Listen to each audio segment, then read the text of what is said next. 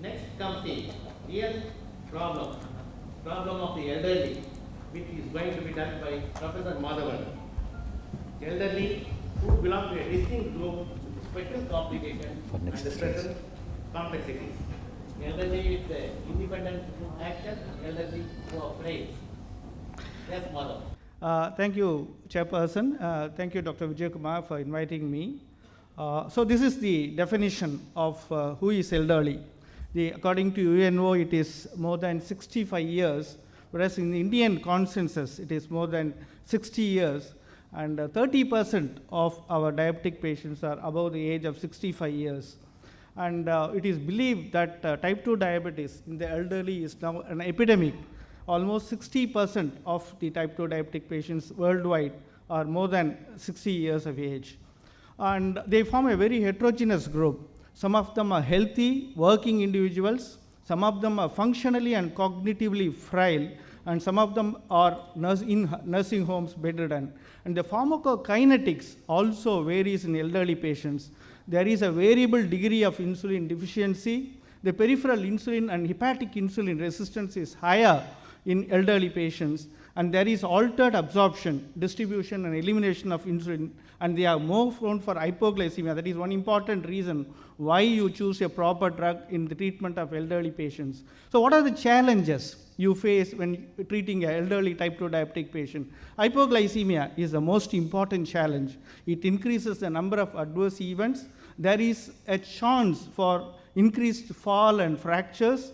Polypharmacy, most of these patients are going to be on drugs for other comorbid conditions, and there will be drug interactions. Renal impairment is common in elderly people with long-standing diabetes, and interactions with coexisting comorbidities like cardiovascular disease and heart failure. Cost is very important, especially those patients who do not have social support, and the quality of life is decreased and there is increased mortality. So the endeavor should be to choose a drug which takes care of all these factors, and most important, which does not produce hypoglycemia.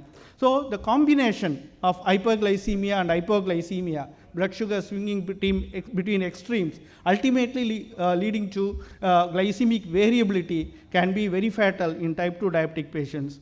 So what does the world body say? So the ADA this year says you take into consideration certain parameters like the risk of hypoglycemia and adverse side effects, disease duration, life expectancy, important comorbidities, established vascular complications, patient attitude, that is very important, and expected treatment effects, and resources and support system. If these parameters are not present, you can still aim for A1C of 7.5 or less than 7.5. If any or more, one or more of these parameters are present, then don't try to aggressively treat elderly patients. Try to fix your target above even 8. That will be safer in these elderly patients. There are a number of guidelines. They are all confusing, but we will go by the ADA guideline given this year. Functionally independent, the target should be less than 7.5. Functionally dependent, the target should be less than 8. And lower life expectancy with comorbid conditions, you can have anything above 8, up to 8.5 or even 9. So again, the standard of medical care in diabetes this year has given 3 important points. One, it says in older adults an increased risk of hypoglycemia, medication classes with low risk of hypoglycemia are preferred. Overtreatment of diabetes is common in older adults and should be avoided. De-intensification or simplification of complex regimens is recommended to reduce the risk of hypoglycemia if it can be done within the individualized A1C target. So these are all the 3 important cardinal points you must keep in mind when treating elderly type 2 diabetic patient. So what are the considerations when you select a drug for an elderly patient? One, you have to take into consideration that the progressive impairment of carbohydrate tolerance with aging. There is disorderly insulin release, reduced insulin production, reduced GLP-1 secretion, altered lipid metabolism, there is sarcopenia, wastage of muscle mass, and there is physical inactivity. So effective anti-diabetic therapy with relatively low risk of hypoglycemia and low glucose variability is very important in elderly diabetic patient. So the question to be answered when you choose a drug after metformin, what is a drug?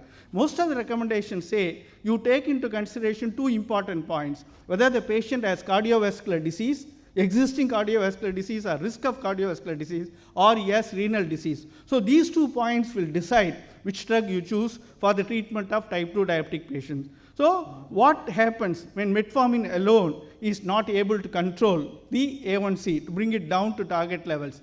Virtually, theoretically speaking, you can use any of the drugs that are available. It can be sulfonylurea, especially the modern sulfonylureas, DPP4 inhibitors, even pioglitazone can be given, and SGLT2 inhibitors, of course, the latest addition. But again, you have to understand that good medicine is not the same option for all, and treatment must be personalized according to each patient needs in elderly patients. So you have to take into consideration the CVOT trials. You have to understand the DPP4 inhibitors are CV neutral, SGLT2 inhibitors have shown superiority. So these considerations will again weigh in your consideration when choosing a drug for elderly patients. Now let us look at DPP4 inhibitors, the subject of talk today.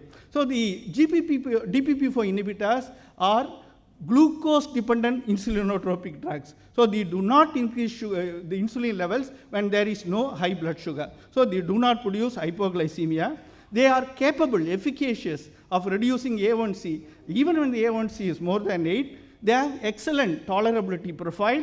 There is low risk of hypoglycemia, and they are very safe in renal impairment. Now let us see the individual drugs. Vildagliptin has been tried in patients who are more than 75 years, as this study shows, with A1C reduction of almost 1%, a fasting blood sugar reduction of almost 22 milligram per cent, and it was well tolerated in type 2 diabetic patients with very minimal hypoglycemia. And another study where individualized targets were taken into consideration. Again, almost 50% of the patients achieved individualized targets when treated with vildagliptin. Again, addition of vildagliptin to metformin, the A1C reduction was very robust. There was no hypoglycemia. Another very important limiting factor in the management of type 2 diabetes, weight gain, was also not there when vildagliptin was added to metformin. There was minimal risk of hypoglycemia when vildagliptin was given to those patients who are on insulin.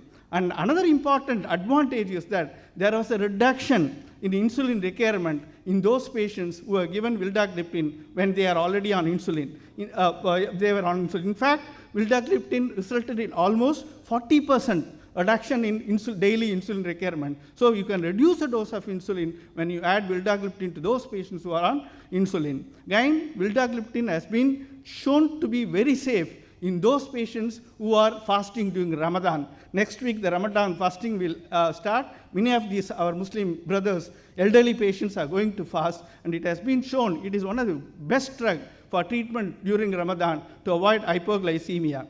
What about the other drugs? Linagliptin in elderly population. Again, this is a study where more than 4,000 patients were studied, which included almost 1,300 patients who were more than 65 years of age. And the results showed that linagliptin was as effective and as safe as it is in those patients who are less than 65 years. Similarly, this is a long-term prospective study, 24 months, with sitagliptin. Again, it was shown that sitagliptin is effective, and there is a durability with reference to glycemic efficacy with this drug. And as I told you, one of the problems associated with increased cardiovascular morbidity and mortality is glycemic variability. It has been shown that vildagliptin induces better circadian glucose control than other drugs, thereby reducing the glycemic variability, which increases cardiovascular morbidity and mortality.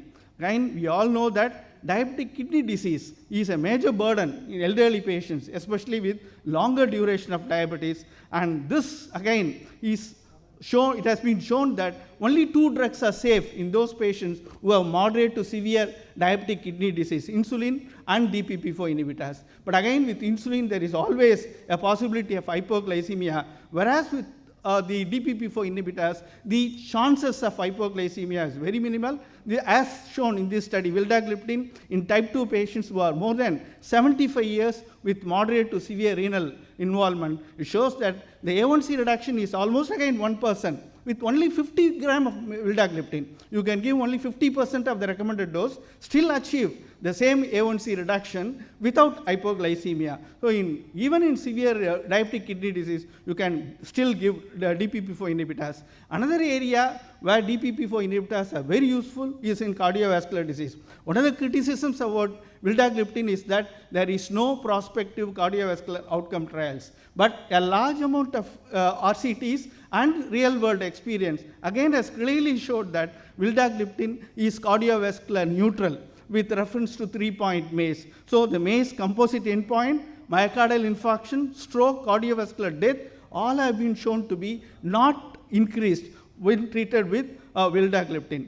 Last year, the Carmelina study, which is a CV outcome study with linagliptin, again showed that the patients can be safely treated with linagliptin without any increase in cardiovascular morbidity and mortality.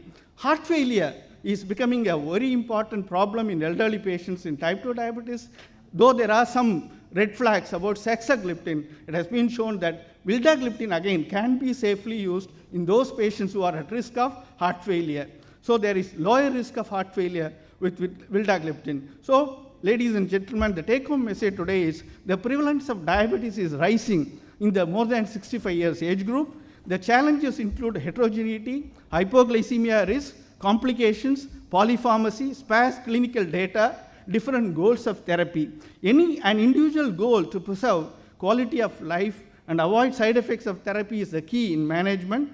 DPP-4 inhibitors are with the best choice OAD in type 2 diabetic patients. There is robust clinical evidence in elderly, minimal risk of hypoglycemia. Glycemic variability is taken care of. Cardiovascular benefit, including heart failure with vildagliptin, and safe in renal impairment. Thank you very much.